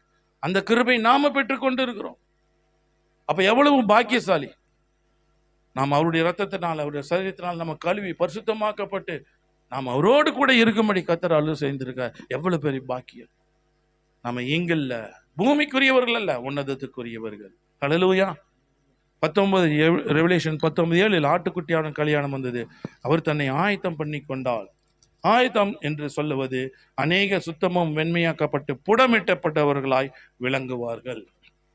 7வது வசனம் சொல்லப்பட்டு, சணல் வஸ்திரம் தரித்தரவும் ஆற்றின் தண்ணீரின் மேல் நிற்கிறவருமாகிய புருஷன் தம்முடைய வலதுகரத்தையும் தம்முடைய இடதுகரத்தையும் வானத்துக்கு நேராக ஏறிட்டு ஒரு காலமும் காலங்களும் அரைக்காலமும் செல்லும் என்றும், பரிசுத்த ஜனங்களின் வல்லமையை சிதறடித்தல் முடிவு பெறும்போது இவைகள் எல்லாம் நிறைவேறி தீரும் என்று என்றென்றைக்கும் ஜீவித்திருக்கிறவர் பேரில் ஆணையிட கேட்டேன். ஒரு காலம், இது என்னது, எதை குறிக்கிறது? ஒரு காலம் 2 வருஷம், காலங்களும் 4 வருஷம், அரை காலம் 1 வருஷம், மொத்தம் பாருங்க 7 ஆண்டு. உபத்திரவ காலத்தை குறிக்கிறது. இந்த உபத்திரவ காலத்துக்கு முன்னால பரிசுத்த ஜனங்களின் வல்லமையை சிதறடித்தல் முடிவு பெறும்போதே, பரிசுத்தவான் எடுத்துக்கொள்ளப்பட்ட பிறகே என்ன ஆகும்? இவைகள் எல்லாம் நிறைவேறி தீரும். எவ்வளவு தெளிவாய் இந்த தானியேலுக்கு அந்த ஞானத்தை கொடுத்திருக்கிறார். நாம் எல்லாம் பெற்றுக்கொண்டு உணர்ந்து நாமும் பரிசுத்தமாக்கப்பட வேண்டும் என்று கர்த்தருடைய சித்தமாய் இருக்கிறது. உன்னத பாட்டு 4:7 படிக்கும் போது கர்த்தர் நம்மை மனவாட்டியை மாற்றி பரிசுத்தப்படுத்தி அவர் வரும்போது சொல்றார், என் பிரியமே நீ பூரண ரூபவதி, உன்னில் பழுதொன்றும் இல்லை. நம்மை பார்த்து கர்த்தர் உன்னில் பழுதொன்றும் இல்லை. யோபு பார்த்து சொன்ன தேவன் அவன் உத்தமன். அதே மாதிரி நம்மளை சொல்ல, என் பிரியமே, மனவாட்டி சபையாகிய நம்மை பார்த்து சொல்லணும், என் பிரியமே நீ பூர்ண ரூபவதி, உன்னில் பழுதொன்றும் இல்லை. 2:10 பார்க்கும்போது, என் நேசர் என்னோட பேசி, என் பிரியமே, என் ரூபவதியே எழுந்து வா, நீ வா, என்கிட்ட வா என்று கர்த்தர் நம்மை அழைப்பார். 2:16 படிக்கும் போது, என் நேசர் என்னுடையவர், நான் அவருடையவள். எங்க உறுதியான நம்பிக்கையோடு விசுவாசத்தோடு நாம் ஜெயம் கொண்ட சபையை நாம் மாற வேண்டும். 2 கொரிந்தியர் 11:2 படிக்கும் போது, நான் உங்களை கற்புள்ள கன்னிகையாகிய கிறிஸ்து என்னும் ஒரே புருஷனுக்கு ஒப்பு கொடுக்க நியமித்தபடியால் உங்களுக்காக தேவ வைராக்கியமான வைராக்கியம் கொண்டிருக்கிறேன். சூப்பர், கொண்டிருக்கிறேன் என்று சொல்ற அப்போஸ்தலனாகிய பவுல். எப்படி வைராக்கியமா? தேவ வைராக்கியம். நம்முடைய வாழ்க்கை ஒரு வைராக்கியமுள்ள ஜீவியமா இருக்கணும், சாதாரணம் அல்ல. காலையில் எழுந்திரிச்சேன், ஆண்டவரே இந்த நாள் முழுவதும் நான் பரிசுத்தமான காரியங்களை தான் செய்வேன், பரிசுத்தமானதை நான் பார்ப்பேன், பரிசுத்தமான நான் படிப்பேன், பரிசுத்தமானதை நான் செய்வேன், பரிசுத்தமான இடத்துல என் கால்கள் செல்லும். அல்லேலூயா. என் தேவனாகிய கர்த்தர் எல்லாவற்றையும் பார்த்து கொண்டிருக்கிறார். கர்த்தராகிய இயேசு கிறிஸ்து நல்லவர், அவர் நம்மை பார்த்து கொண்டிருக்கிறார். நாம் அவருடைய பிள்ளையை மாற வேண்டும். 1 கொரிந்தியர் 7:33-34 படிக்கும் போது, விவாகம் பண்ணினவன் தன் மனைவிக்கு எப்படி பிரியமாய் இருக்கலாம் என்று உலகத்துக்குரியவர்களாக கவலைப்படுகிறான். அதுபோல மனைவியானவளுக்கும் கன்னிகைக்கும் வித்தியாசம் உண்டு. விவாகம் இல்லாத சரீரத்திலும் ஆத்துமாவிலும் பரிசுத்தமாய் இருக்கும்படி கர்த்தருக்குரியவர்களுக்காக கவலைப்படுகிறார். விவாகம் இல்லாதவள் சரீரத்திலும் ஆத்மாவிலும் பரிசுத்தமாய் இருக்கும்படி. நம்ம விவாகம் பண்ணி இருக்கலாம், விவாகம் பண்ணவர்களை நான் சொல்லல குடும்பத்தோடு வாழக்கூடாதுன்னு சொல்லல, அதனுடைய அர்த்தம் அல்ல. நீ குடும்பத்துக்காக நீ வாழணும், ஹஸ்பண்ட் ஒய்ஃபுக்காக வாழணும், ஒய்ஃப் ஹஸ்பண்ட் பேச்சு நடக்கணும், குழந்தைகள் பெற்றோர்கள் பேச்சு கேட்டு நடக்கும். இது நமக்கு கொடுக்கப்பட்ட குடும்ப வாழ்க்கை, அவ்வளவுதான். இதை காட்டிலும் நீ யாரை நேசிக்கணும்? இயேசுவை. இயேசுவை நேசிக்க வேண்டும். எப்படின்னா, விவாகம் இருக்க, நம்ம குடும்பம் இருக்க, நம்ம ஒய்ஃப் இருக்க, எல்லாரும் முட்டி போடு. அந்த மகத்துவமுள்ள தேவனை ஆராதிக்கணும், அவரை மகிமைப்படுத்தணும், அவரை உயர்த்தணும். அங்க நாம மனைவியை உயர்த்துறது இல்லை, தேவனை உயர்த்துகிறோம். அதான் சொல்ல, விவாகம் பண்ணினவள் விவாகங்கள் இல்லாதவள் போல சரீரத்திலும் ஆத்துமாவிலும் பரிசுத்தமாய் இருக்கும்படி கர்த்தருக்குரியவைகளை அது பார்க்கிறார். அதே போல நம்முடைய வாழ்க்கையும் குடும்பத்தோடு குடும்பம் முழுவதுமாக பரிசுத்தமான வாழ்க்கை வாழ ஒரு விவாகம் இல்லாத கன்னிகையை போல நம்முடைய வாழ்க்கை இருக்க வேண்டும். நம்முடைய ஆவி, ஆத்மா, சரீரம் மூன்றும் பரிசுத்தமாக இருக்க வேண்டும். நம்மிடத்துல காணப்படுகிற ஆவி, ஆத்மா, சரீரம் மூன்றும் எப்படி இருக்கணும்? மூன்றும் பரிசுத்தமா இருக்கணும். 1 யோவான் 2:5-6 படிக்கும் போது, அவருடைய வசனத்தை கைக்கொள்வதில் தேவ அன்பு மெய்யாய் பூரணப்பட்டிருக்கும், நாம் அவருக்குள் இருக்கிறோம் என்பதை அதனாலே அறிகிறோம். இதுதான் அன்பு, பூரண அன்பு. சாதாரண அன்பு கிடையாது, பூரண அன்பு. பூரண அன்புனா என்ன? கர்த்தராகிய இயேசு கிறிஸ்து பூரணர். பூரணம் 7 குடிக்கிறது. அந்த பூர்ணமாக்கப்பட்ட ஒரு அன்பு நம்மிடத்தில் காணப்பட வேண்டும் என்று கர்த்தர் விரும்புகிறார். அவருக்குள் நிலைத்திருக்கிறவன் என்று சொல்லுகிறவர், அவர் நடந்தபடியே நானும் நடக்க வேண்டும். நம்முடைய வாழ்க்கை அப்படிதான் இருக்கணும். நம்ம உலகத்துக்கு போறோம், உலகத்தில் வாழ்ந்து கொண்டிருக்கிறோம், உலகத்துக்கும் நமக்கும் வேறுபாடு காணப்பட வேண்டும். அவங்க சொல்லணும் மற்றவங்க, இவர் அப்படி இல்லைங்க, இவர் இப்படி நடக்கிறது இல்லைங்க, இப்படி பேசுறது இல்லை, இவங்க எல்லாம் டிஃப்ரெண்ட், அந்த மாதிரி பேச மாட்டாங்க, அந்த மாதிரி செய்ய மாட்டாங்க, அந்த மாதிரி இடத்துல இருக்க மாட்டாங்க, அதையெல்லாம் பார்க்க மாட்டாங்க. இப்படி சொல்லணும். நீ என்ன பூர்ணமாக்கப்பட்ட ஒரு அன்பு, கர்த்தராகிய இயேசு கிறிஸ்துவின் அன்புல நீ இருக்கிற. 1 கொரிந்தியர் 6:19 படிக்கும் போது, உங்கள் சரீரமானது நீங்க தேவனாலே பெற்றும் உங்களுக்கு தங்கியும் இருக்கிற பரிசுத்த ஆவினுடைய ஆலயமாய் இருக்கிறது என்றும் நீங்கள் உங்களுடையவர்கள் என்றும் அறியீர்களா? கர்த்தர் நம்மை பூமியில உண்டாக்கி இருக்கிறார், ஆனா நான் நம்முடையவர்கள், நம்ம அவருடையவர். நம்ம அப்பாவை யார் உருவாக்குனா? தாத்தா யார் உருவாக்குனா? அதுக்கு முன்னால யார் இப்படியே போய் பாருங்க, ஆதாம் நீங்க ஆதாமை யார் உருவாக்குனா? நாம் கர்த்தருக்குரியவர்கள், அவர்தான் நம்மை உண்டாக்கினார். அதனால நாம் என்ன பண்ணணும்? நீங்கள் உங்களுடையவர்கள் என்று அறிவீர்களா? கர்த்தர் நம்மை ஆலயமாய் வைத்திருக்கிறார். எதுக்கு ஆலயமாய் வைத்திருக்கிறார்? நம்மோடு கூட வாசம் செய்யும்படியாக, நம்மோடு கூட நம்மோடு கூட இருக்கும்படியாக. நான் உங்களுக்குள்ளே உலாவி உங்கள் தேவனாய் இருப்பேன், நீங்கள் எங்கள் சூப்பர் ஜனமாய் இருப்பீர்கள். இதுதான் பரிசுத்தமாக்கப்பட்ட பூர்ணமாக்கப்பட்ட பரிசுத்தவான்களுடைய சபை. அப்போ இந்த பூமியில் இருக்கும் போதே நமக்கும் அவருக்கும் உள்ள ஒரு கான்ட்ராக்ட் இருக்குல்ல, ரொம்ப ஸ்ட்ராங்கா இருக்கணும். உத்தமத்துல நடக்கணும். உண்மையான விசுவாசம், உண்மையான நம்பிக்கை, உண்மையான பரிசுத்தம். இல்லைன்னா இல்லை, இருக்குதுன்னா இருக்குது. யாரு நம்ம என்ன செய்ய, ஒன்றும் செய்ய முடியாது. பரிசுத்தம், பரிசுத்தம் மாத்திரம் நம்ம பரிசுத்தை மாற்றி நாம் செல்லணும். பிலிப்பியர் 3:9-10 படிக்கும் போது, நான் கிறிஸ்துவை ஆதாயப்படுத்தி கொள்ளும்படிக்கு நியாயப்பிரமாணத்தில் வருகிற நீதியை உடையவனாய் இராமல் கிறிஸ்துவை பற்றும் விசுவாசத்தினாலே வருகிறதும் விசுவாசம் மூலமாய் தேவனால் உண்டாயிருக்கிறதுமான நீதியை உடையவனாய் இருந்து கிறிஸ்துவுக்குள் இருக்கிறவனாக காணப்படும்படிக்கும். நம் கிறிஸ்துவனுக்குள்ளாக இருக்கிறபடி காணப்படும். எழுதினால நீதினால, சுய நீதினால அல்ல, தேவனுடைய நீதினால. இப்படி நான் அவரையும் அவருடைய உயிர்த்தெழுதின் வல்லமையும் அவருடைய பாடுகளின் ஐக்கியத்தையும் அறிகிறதற்கு அவருடைய மரணத்திற்கு ஒப்பான மரணத்திற்குள்ளாகி எப்படியாயினும் நான் மரித்தோரிலிருந்து உயிரோடு எழும்புவதற்கு தகுதியாகும்படிக்கு நம்ம தகுதிப்படுத்திக்கணும். நம்ம மரித்தாலும் பரவாயில்ல, கர்த்தர் வருவார். யாரை எழுப்பார்? மரித்தவர்கள் முதலாவது எழுந்திருப்பார்கள், பின்பு உயிரோடு இருக்கிற நாமும் மறுரூபமாக்கப்படுவோம். நான் அவருடைய உயிர்த்தெழுதலை நம்பி இருக்கணும். அதான் சொல்ற, அவருக்கு உயிர்த்தெழுதின் வல்லமையும் அவருடைய பாடுகளின் ஐக்கியத்தையும் அறிகிறதற்கும் அவருடைய மரணத்திற்கு ஒப்பான மரணத்திற்குள்ளாகி எப்படியான நான் மரித்தோரிலிருந்து உயிரோடு எழுந்திருப்பதற்கு தகுதியாகும்படியாக தகுதிப்படுத்தி கொள்ள வேண்டும். இயேசு என்னை உயிர்ப்பிப்பார். மரணமே உன் கூர் எங்கே? பாதாளமே உன் ஜெயம் எங்கே? பாதாளத்தை மரணத்தை வென்ற ஜீவனுள்ள தேவன் நம்மோடு கூட இருக்கிறார், நமக்குள்ள வாசம் செய்கிறார். 1 யோவான் 2:14 படிக்கும்போது, நீங்கள் பலவான்களாய் இருக்கிறதுனாலும் தேவ வசனம் உங்களில் நிலைத்திருக்கிறதுனாலும் நீங்கள் பொல்லாங்கனை ஜெயித்ததினாலும் என்று சொல்ல, பொல்லாங்கனை நாம் ஜெயிக்கிறவர்களாய் காணப்பட வேண்டும். பொல்லாங்கன் யாரு? பிசாசு. பொல்லாங்கனை ஜெயிக்கணும்.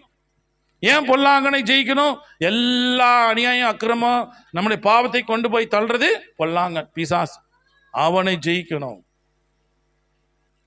பிசாசு யாரு கூட இருக்குது? உலகத்தில் இருக்கிறான். இந்த உலகத்தின் அதிபதி வருகிற அவனிடத்தில் எனக்கு ஒண்ணுமில்லை என்று கர்த்தராகிய இயேசு கிறிஸ்து சொன்னார். இயேசு கிறிஸ்துவை கொண்டு போய் என்ன பண்ண பிசாசு? உயர்ந்த மலையில கொண்டு போய் எல்லா ராஜ்யத்தையும் காட்டு, நீ என்னை பணிந்து கொண்டா இதெல்லாம் உனக்கு நான் தருவேன். உண்டாக்கினவரையே கொண்டு போய் என்னன்னு கேட்கிறான் பாருங்க. ஜாக்கிரதையா இருக்கணும். ஒரு செகண்ட்ல பிசாசு நம்மை மாத்திடுவான். ஜாக்கிரதை. எபேசியர் 4:11 படிக்கும் போது, கிறிஸ்துவின் சபையாகிய கிறிஸ்துவின் நிறைவான வளர்ச்சி அளவுக்கு தக்க பூர்ண புருஷராக வேண்டும். பூர்ண புருஷன் நம்ம வளர வேண்டும், அதுதான் பூர்ணம். கிறிஸ்துவின் சரீரமாக சபை கிறிஸ்துவின் நிறைவான வளர்ச்சியின் அளவுக்கு தக்க பூர்ண புருஷராக வரைக்கும் வளர வேண்டும். ஒவ்வொரு நாள், இதெல்லாம் ஒரு நாள் காரியம் இல்லை. இன்னைக்கு நம்ம ஒப்பு கொடுத்த நம்மை பாதுகாக்க வேண்டும். பாடு, உபத்திரவம், கஷ்டம், வேதனை, துன்பம் எல்லாம் வரும். எல்லாவற்றையும் விட்டு போட்டு இயேசுவை நோக்கி பார். எல்லாவற்றையும் கர்த்தர் உனக்கு உதவி செய்வார். உன் தலை கீழாக போறதுக்கு அல்ல, நிமிர்ந்து நடக்கும்படி செய்வார். உன் தேவைகள் எல்லாம் சந்திப்பார். உனக்கு உண்டான எல்லா காரியத்திலும் உனக்கு விரோதமாய் ஒரு வழியாய் வருவார்கள், 7 வழியாய் ஓடுவார்கள். ஒருவனும் உன்னை எதிர்க்க முடியாது. உன்னதமான தேவன் உன்னோடு கூட இருக்கிறவர். பூர்ணமாக்கப்பட்ட சபையை நாம் மாற வேண்டும்.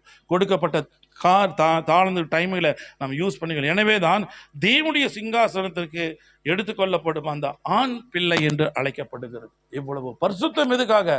அந்த ஆண் பிள்ளை, பிறந்த பிள்ளை எப்படி இருக்கும் சொல்லுங்களேன்? ஒண்ணுமே தெரியாது. குழந்தை பிறந்த குழந்தை எப்படி இருக்கும்? ஒண்ணுமே தெரியாது. உலகமா இது? உலகத்தை நான் வந்திருக்கேனா, இவன் நல்லவங்களா, எனக்கு தாயா தகப்பனா, நல்லதா கிடையாது, எதுவுமே தெரியாது. பிறந்த உடனே அடுத்த செகண்ட். அந்த அளவுக்கு நாம உலகம் ஒண்ணுமே இல்லை. என் தேவன், என் இயேசு, எனக்கு தெரிஞ்சதெல்லாம் இயேசு, எனக்குள்ள இருக்கிறவர் இயேசு. ஹல்லேலூயா. சங்கீதம் 119:11 படிக்கும் போது, நான் உமக்கு விரோதமாய் பாவம் செய்யாதபடிக்கு உமது வாக்கை என் இருதயத்தில் வைத்து வைத்தேன். கர்த்தருடைய வார்த்தை நான் இருதயத்தில் வைத்து வைத்தேன். எதுக்காக பைபிள் படிக்க சொல்றாங்க? எதுக்காக என்னுடைய வார்த்தை அவன் இருதயத்தில்? பாவம் செய்கிற ஆத்துமா சாகும், பாவம் செய்யாதபடிக்கு இருக்கும்படியாக கர்த்தருடைய வார்த்தை, அவருடைய வசனத்தை இருதயத்தில் பதித்து வைத்தேன். சங்கீதம் 37:31 சொல்லுகிறது, அவருடைய தேவன் அவருடைய வேதம் அவன் இருதயத்தில் இருக்கிறது, அவன் நடைகளில் ஒன்றும் பிசகுவதில்லை. அவனை தப்பான வழியில போக மாட்டான். தப்பான வழி அவனை மாற்ற முடியாது. ஏன்? தேவன் அவருடைய வேதம் அவன் இருதயத்தில் இருக்கு. இதுக்குதான் கர்த்தர் சொன்னார், உன் இருதயத்திலே பதித்து வை. சாத்தான் வரும்போது, சாத்தான் நம்மை பார்த்தா கூட அவன் நம்மளை ஒன்றும் செய்ய முடியாது, தொட முடியாது. அவன் நம்மளை பார்க்கும்போது நமக்குள்ள இருதயத்தில் கர்த்தருடைய வார்த்தை இருக்கும். கர்த்தர் நம்மை வெளிச்சத்தின் பிள்ளையை மாற்றி இருக்கிறார், நம்மை பிரகாசித்துக் கொண்டு இருக்கிறார். ஹல்லேலூயா. பிரகாசிக்கிற ஒளியாய் இயேசு கிறிஸ்து நம்மை பிரகாசித்துக் கொண்டிருக்கிறபடினால் அவன் பார்த்த உடனே வழி விலகி போவான். நம்ம அழகா ஜோடிக்கப்பட்டிருக்கிறதுக்காக நம்ம அழைக்கப்பட்டவர்கள் அல்ல, உன்னதமான தேவனுடைய பிள்ளைகள். அடுத்ததாக ரெவலேஷன் 12:11 படிக்கும் போது, ரெவலேஷன் 12:11, மரணம் நேரிடுகிறதா இருந்தாலும் அதற்கு தப்பும்படி தங்கள் ஜீவனையும் பாராமல் ஆட்டுக்குட்டியின் இரத்தத்தாலும் தங்கள் சாட்சியின் வசனத்தாலும் சாத்தானை ஜெயித்தார்கள். மரணம் நேரிடுகிறதா இருந்தாலும் அதற்கு தப்பும்படி தங்கள் ஜீவனையும் பாராமல் ஆட்டுக்குட்டியின் இரத்தத்தாலும் தங்கள் சாட்சியின் வசனத்தாலும் சாத்தானை இதுதான் கர்த்தர் நமக்கு கொடுக்கப்பட்டது. ரத்தம், இயேசுவின் ரத்தம் நம்மை பரிசுத்தப்படுத்தும், நம்மை பரிசுத்தவானாய் மாற்றும், எல்லாவற்றும் ஜெயிக்கும்படி கிருபை செய்யும். அவருடைய வசனம் சாட்சியுள்ள வசனம் சும்மா வசனம், சாட்சியுள்ள வசனம். நீ பொய் பேசினா என் தலை பண்ணாலும் பரவாயில்ல, பொய் பேச மாட்டேன். நான் துபாயில் ஒர்க் பண்ணிட்டு இருக்கும் போது என்னுடைய சேல்ரி நான் அதுக்கு முன்னால் துபாயில் ஒர்க் பண்ணுவேன் 2000 வாங்கிட்டு இருந்தேன். அபுதாபிக்கு வந்தேன், ஒரு 2 இயர்ஸ் கழித்து அபுதாபிக்கு போனேன். அப்போ அங்கே இருக்கிறவங்க கேட்டாங்க, உன்னுடைய சேல்ரி எவ்வளோ? 2000. அப்போ அங்கே இருக்கிறவங்க ஃப்ரெண்ட்ஸ் எல்லாம் சொன்னாங்க, நீ ஜாஸ்தி கேளு, உன்னுடைய போஸ்ட்டுக்கு இருந்தவங்க 5000 தரம்ஸ் வாங்கினாங்க, அதனால் நீ 5000 கேளு, எல்லாரோடைய எக்ஸ்பீரியன்ஸ் உனக்கு ஜாஸ்தி இருக்கு, அதனால் உடனே கேட்டால் கொடுத்துருவாங்க அப்படி. அப்போ எனக்கு இன்டர்வியூ கூப்பிடுமா கேட்டாங்க, எல்லாம் பிளான்ட்டை பற்றி எல்லாம் கேட்டாங்க. சிமெண்ட் ஃபேக்ட்ரியில் தான் குவாலிட்டி ப்ரொடக்ஷன் இதெல்லாம் பற்றி எல்லாம் சொல்லி முடித்தேன். அடுத்த சேலரி எவ்வளோ வாங்கினீங்க? 2000. எவ்வளோ தான் வாங்கினீங்களா? ஆமாம். இதோட ஜாஸ்தி இல்லையா? இல்லை அப்படி. நீங்கள் வேணால் என்னுடைய துபாயில் ஃபோன் பண்ணி கேட்டுங்க அப்படி. இல்லை ஓகே அப்படின்ட்டு. பிரியமானவர்களே, முதலாவது ஆண்டு எனக்கு கொடுத்த இன்க்ரிமெண்ட் 1500. அங்கே இன்ஜினியருக்கே 800 தான் கொடுத்தாங்க, எனக்கு 1500 கொடுத்தாங்க. ரெண்டாவது 1000 கொடுத்தாங்க, மூணாவது ஒரு 1000. 3 வருஷத்தில் 5000 வந்துருச்சு. கொஞ்சத்துலேயும் உண்மையாக நான் உனக்கு அநேகத்தின் மேல் உன்னை அதிகாரியை வைப்பேன் என்று கர்த்தருடைய வாதை என்னோட காதில் கேட்டுகிட்டே இருந்து. அதே 2000 சொன்ன 3 வருஷத்தில் 5000 வரும்படி கர்த்தர் கிருபை செய்தார். அப்போ கர்த்தர் எவ்வளவு நல்லவர். பொய் சொல்லி வாழணும், நம்ம பொய் சொல்லி அந்த சேலரி வாங்கணும்னு அவசியமே இல்லை. உண்மையாக இருந்து நேர்மையாக நீதியாக இருந்து நம்ம வாழும்படி கர்த்தர் கிருபை செய்கிறார். அது பத்தாதபடி அந்த டிபார்ட்மெண்ட் எனக்கு கொடுத்தாங்க, நீங்கள் பார்த்துங்கன்ட்டு. இதுதான் சொல்கிறேன், கொஞ்சத்தில் உண்மையான உள்ளவனை நான் அநேகத்தின் மேல் அதிகாரியாக எனக்கு கீழே 28 பேர் வேலை செஞ்சாங்க. ஸோ கொஞ்சத்தில் உண்மையாக இருக்கணும், நாம் பரிசுத்தமுள்ளவர்களாய் காணப்பட வேண்டும். மரணம் நேடுகிறத தப்பும்படி தம் ஜீவனை ஆட்டுக்குட்டியின் ரத்தத்தாலும் தன்னுடைய சாட்சியின் வசனத்தாலும் சாத்தானை ஜெயிக்க, சாத்தானுக்கு அடிமையாக கூடாது. கண்களின் இச்சை, ஜடத்தின் மோகம், ஜீவனத்தின் பெருமை எல்லாவற்றையும் நான் விட்டு விலக வேண்டும். உலகத்தை பார்க்காத, உலகத்தில் எதுவும் பார்க்காத, இயேசுவை நோக்கி பார். உன் குடும்பத்துக்கு என்ன வேணும், ஒய்ஃபுக்கு என்ன வேணும், கணவனுக்கு என்ன வேணும், பிள்ளைகளுக்கு என்ன வேணும், அதை மட்டும் வாங்குங்க. பார்க்கறதெல்லாம் போய் ரோட்டில் பார்க்கறதெல்லாம் வாங்கிட்டு அப்படியே போகக்கூடாது. வீட்டில் எல்லாம் டம்ப் பண்ணி வைக்கக்கூடாது, எதுக்கு தான் வாங்கணும்னு தெரியாது. நமக்கு தேவை என்னதோ அதை மட்டும் வாங்குங்க. கர்த்தர் எல்லாவற்றையும் காட்டிலும் கர்த்தர் நம்ம மனவாட்டியாய் வைத்திருக்கிறார். பிரேஷியஸ் திங், இதுக்கு விலையே கிடையாது.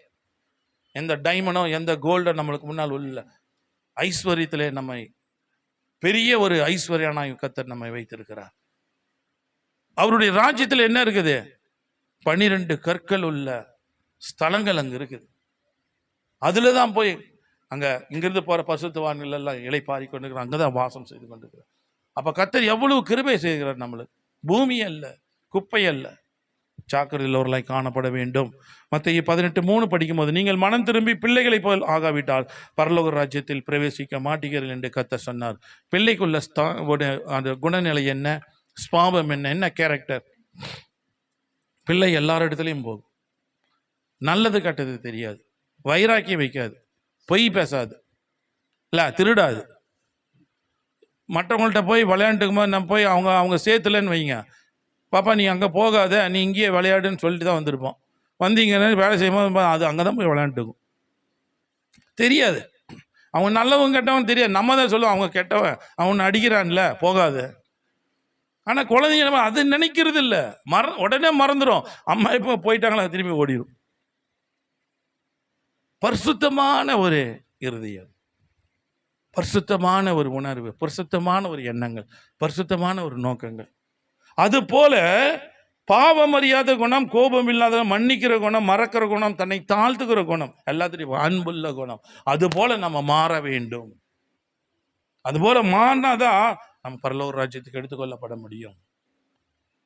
மத்தேயு 22:2 சொல்லப்பட்டிருக்குது, பரலோக ராஜ்யம் தன் குமாரனுக்கு கல்யாணம் செய்த ஒரு ராஜாவுக்கு ஒப்பாயிருக்கிறது. ராஜாவின் கல்யாணத்திற்கு கல்யாண வஸ்திரம் தரிக்க வேண்டும்.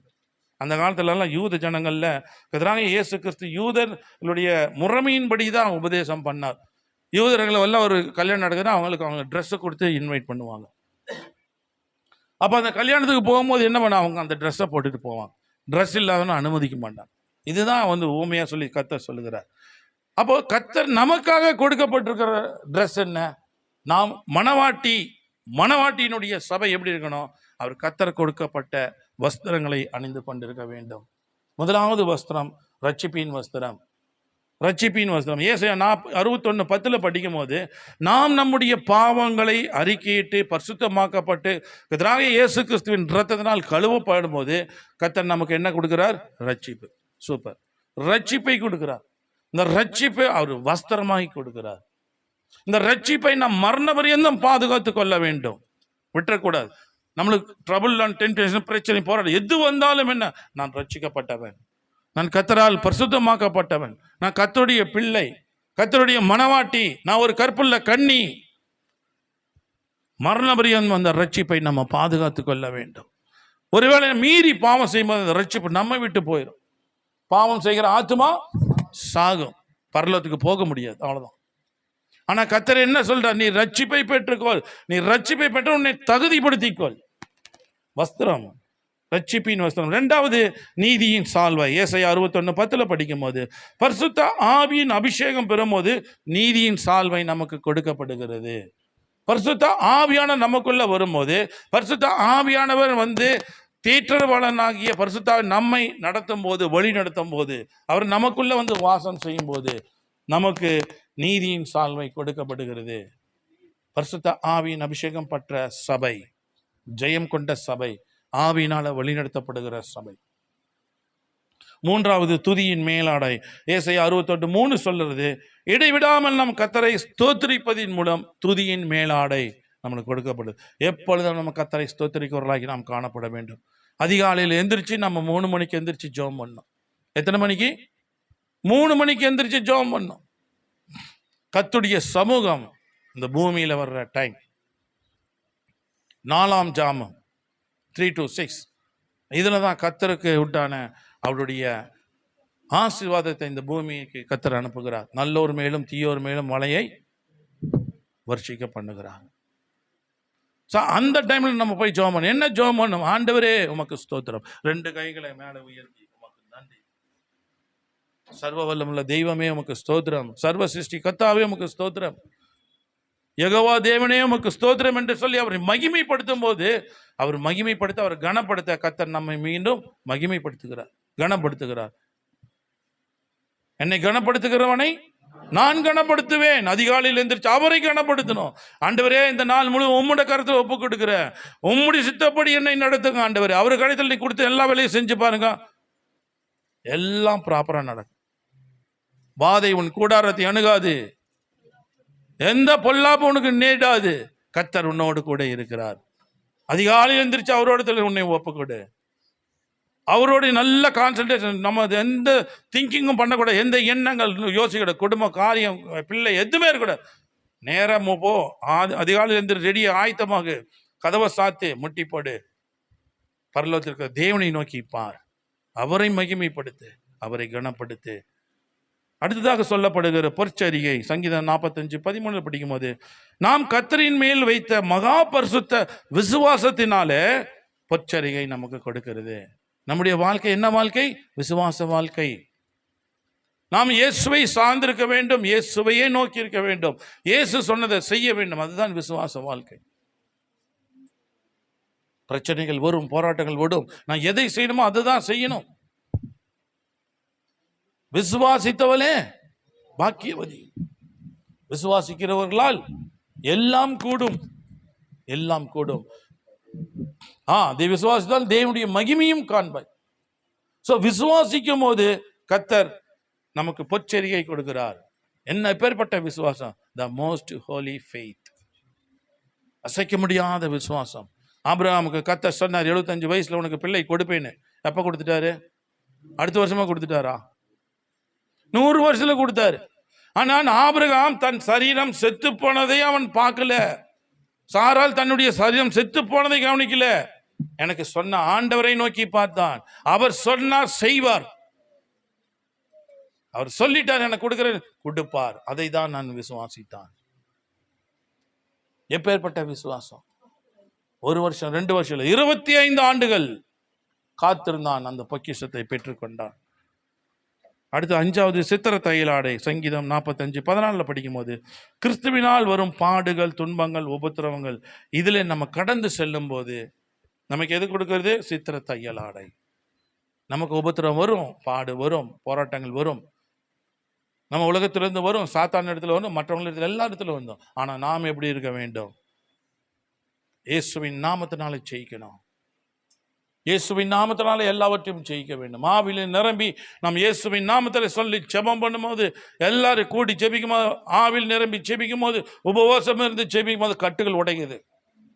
சாத்தானுடைய கிரியைகள் ஓடி போறான், சத்துருக்கள் ஓடி போறாங்க. ஆவி எங்கே உண்டு அங்க விடுதலை உண்டு. ஆவியானவருக்கு இடம் கொடுத்து நாம ஜெபிக்கும் போது கர்த்தர் சித்திர தையலாடை என்று உன்னதமான ஒரு கார்மெண்ட்ஸ் கர்த்தர் நம்ம கொடுக்கிறார். கடைசியாக வெண் வஸ்திரம். வெளிப்படுத்தல் 3:4-5 படிக்கும் போது, நாம் நம்முடைய வாழ்க்கை எல்லாவற்றிலையும் ஜெயஜீவியம் செய்யும் போது, உண்மையா இருந்து எல்லாவற்றிலும் ஜெயஜீவியம் நம்முடைய வாழ்க்கையில நான் ஒரு ஜெயஜீவியம் செய்யும் போது, கர்த்தர் என்ன சொன்னாரோ அதேபடி நம்ம நடக்கும்போது, உபத்திரவம், கஷ்டங்கள், பாடுகள் எது வந்தாலும் அதுக்கு எல்லாவற்றுக்கும் மேலாக கர்த்தர் நமக்கு ஒரு வெண் வஸ்திரத்தை கொடுக்கிறார். வெண் வஸ்திரம் தரித்து கொண்டால் என்னோடு கூட நடப்பார்கள் என்று கர்த்தர் சொன்னார். பிரியமானவர்களே, கேட்ட வசனத்தை நம்ம இதயத்தில் பதித்து வைப்போம். வருகிற இந்த உபத்திரவ காலத்துக்கு முன்பாக சபை எடுத்துக்கொள்ளப்பட வேண்டும். பூர்ணமாக்கப்பட்ட சபை, பரிசுத்தவான்களை குறி நாமளும் பரிசுத்தமாய் மாற வேண்டும். நீ ஒரு கற்புள்ள கன்னியை மாறு. நீ ஒரு கர்த்தருக்கு பிரியமான என் பிரியமே என்று சொல்லக்கூடிய வகையில நாம் மாற வேண்டும். கர்த்தர் என் பிரியமே எழுந்து வா, எம்பிர சத்தத்தை அறியும் ஜனங்கள் பாக்கியம் உள்ளவர்கள். அவருடைய சத்தத்தை கேட்கும்படியாக நம்ம தகுதி பெற்றுக் கொள்ள வேண்டும். அவர் வருகையிலே காணப்படும்படியாக நம்ம ஆயத்தப்படுத்தி கொள்ள வேண்டும். இந்த உபத்திரவ காலம், கொடிய காலம், கொடிய வேதனை நிறைந்த காலத்துக்கு நம்ம செல்லாதபடி அதுக்கு முன்பாகவே இந்த ரகசிய வருகையிலே நான் இயேசுவோடு கூட அவர் வருகையிலே எடுத்துக்கொள்ளப்பட வேண்டும். கண்களை மூடுவோமா? நம்மை ஒப்பு கொடுக்கோமா? நம்ம கேட்ட வார்த்தை நம்மிலே கிரியை செய்யும்படியாக அழைத்த தேவன் உண்மையுள்ளவர். அவர் பரிசுத்தமுள்ள தேவன். என்ன நோக்கத்தோடு அழைத்தாரோ அந்த நோக்கத்தை நம்முடைய வாழ்க்கையிலே நிறைவேற்றுகிற தேவனாய் காணப்படுகிறார். நம்மை நாமே தாழ்த்துவோம், கண்களை மூடுவோம்.